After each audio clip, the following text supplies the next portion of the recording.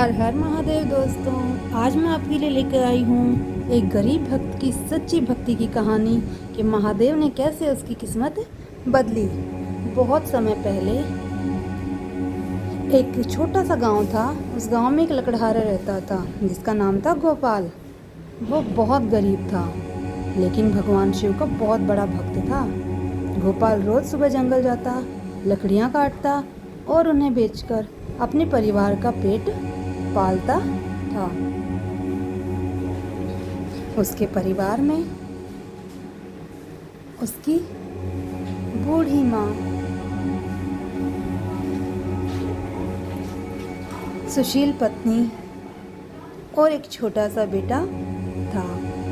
कई बार ऐसा होता था कि वह पूरे दिन मेहनत करता लेकिन उसके बाद भी उसे इतना पैसा नहीं मिलता कि वह अपने परिवार को भरपेट खाना खिला सके।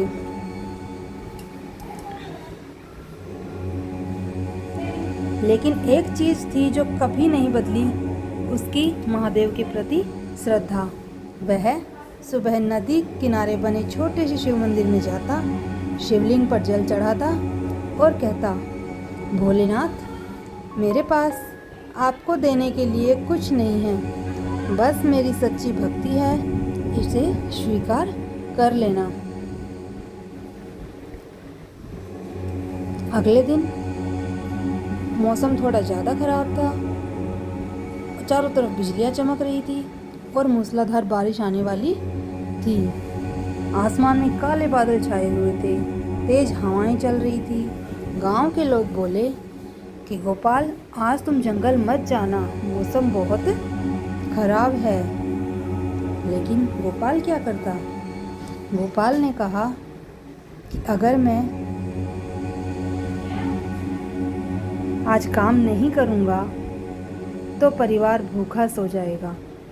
उसने कुल्हाड़ी ली और जंगल की ओर निकल पड़ा। जंगल में बहुत तेज बारिश शुरू हो गई, मूसलाधार बारिश, बिजलियाँ चमकने लगी।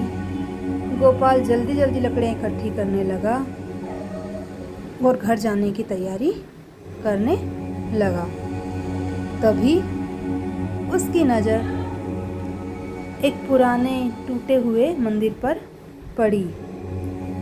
वह मंदिर पूरी तरह से सुनसान था। अंदर जाकर उसने देखा, वहाँ एक छोटा सा शिवलिंग था जिस पर धूल जमी हुई थी। उसने अपना गमछा उतारा और मंदिर की सफाई करने लगा। गोपाल का दिल भर आया। वह बोला, हे महादेव, यहाँ तो कोई आपकी पूजा भी नहीं करता होगा। उसने अपने गमछे से शिवलिंग को साफ किया, पास के पेड़ से कुछ बेलपत्र तोड़े और बारिश का पानी अपने आचमन में लेके महादेव को अपने हाथों से चढ़ाने लगा। फिर आंखें बंद करके बोला, भोलेनाथ, मेरे पास न दूध है न मिठाइयाँ हैं, बस केवल मेरा सच्चा मन है। इसी से आप मेरी पूजा को स्वीकार कर लीजिए। तभी वहाँ एक साधु बाबा आए। उनके कपड़े भीगे हुए थे, वे कांप रहे थे। साधु बोले, बेटा, बहुत भूख लगी है, कुछ खाने को मिलेगा? गोपाल के पास सिर्फ 2 सूखी रोटियां थी जो उसकी पत्नी ने उसके लिए रखी थी। गोपाल ने एक बार अपने परिवार के लिए सोचा, फिर वो दोनों रोटियां बाबा को दे दी। उसने बिल्कुल भी देर नहीं की, बिना देर किए वो दोनों रोटियां बाबा को दे दी। साधु बाबा ने उससे पूछा कि तुम क्या खाओगे? गोपाल मुस्कुराकर बोला, जब महादेव साथ हों तो भूख कम ही लगती है। साधु उसकी बात सुनकर चुप हो गया। उसकी आंखों में चमक आ गई।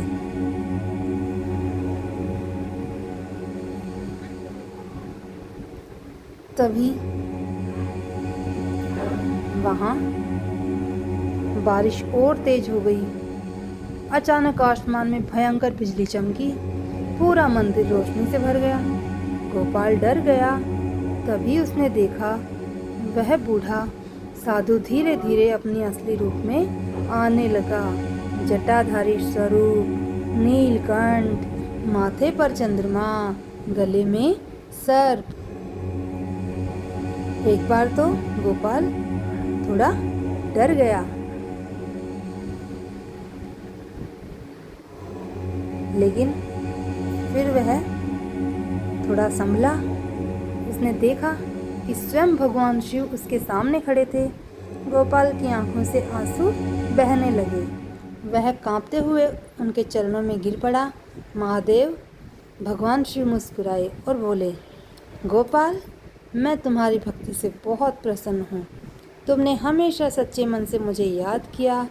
आज तुमने अपनी भूख से पहले एक भूखे को भोजन दिया। यही सबसे बड़ी पूजा है।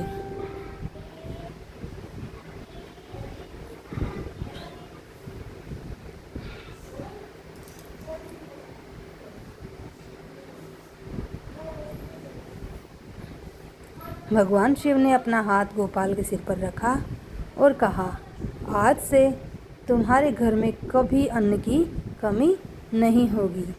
इतना कहते ही मंदिर के बाहर रखा लकड़ियों का छोटा सा ढेर सोने के सिक्कों में बदल गया।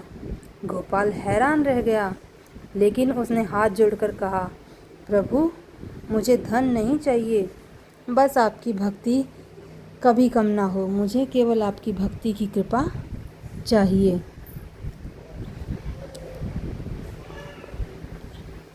महादेव ने कहा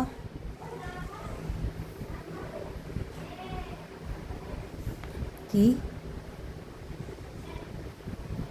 सच्चा भक्त वही होता है जो धन से नहीं, प्रेम से जुड़ा हो।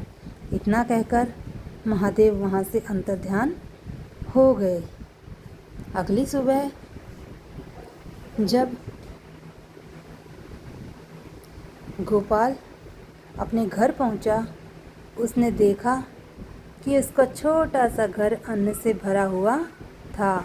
उसकी माँ और पत्नी आश्चर्यचकित थी। धीरे धीरे पूरे गांव में यह बात फैल गई, महादेव ने अपने भक्त पर कृपा बरसाई है। लेकिन गोपाल ने कभी घमंड नहीं किया। वह कभी घमंडी नहीं बना।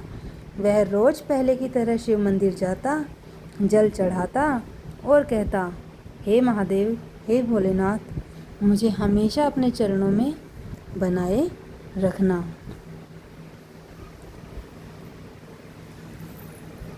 इस कहानी से हमें ये शिक्षा मिलती है कि